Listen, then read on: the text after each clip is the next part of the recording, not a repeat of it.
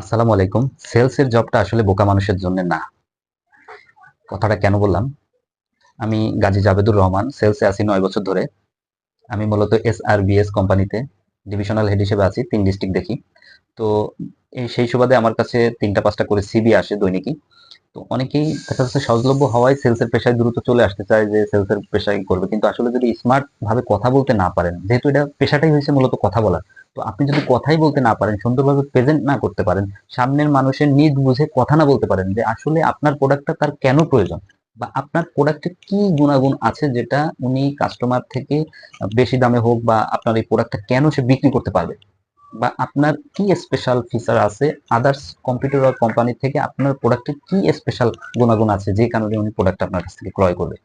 এই জিনিসগুলো যদি আপনি স্মার্ট ভাবে হ্যান্ডেল না করতে পারেন তাহলে কিন্তু আপনি সেলসে আসলে কিছুই করতে পারবেন না। সেলসে সফল হইতে হলে স্মার্ট হতে হবে। সেটা ড্রেস আপে থেকে শুরু করে কথা বলার প্রত্যেকটা অংশই সেলসের সাথে জড়িত। ভালো প্রেজেন্টেশন যে দিতে পারে সে ভালো সেলসম্যান হয়ে উঠতে পারে। তো সেক্ষেত্রে যারা আগে থেকেই মেন্টালিটি সেট করেন যে আপনি আসলে কথা বলতে পারবেন, আপনি কি ভালো স্মার্ট ভাবে কথা বলতে পারেন কিনা, এই দক্ষতা আগে অর্জন করে তারপর সেলসে আসেন। আসসালামু আলাইকুম।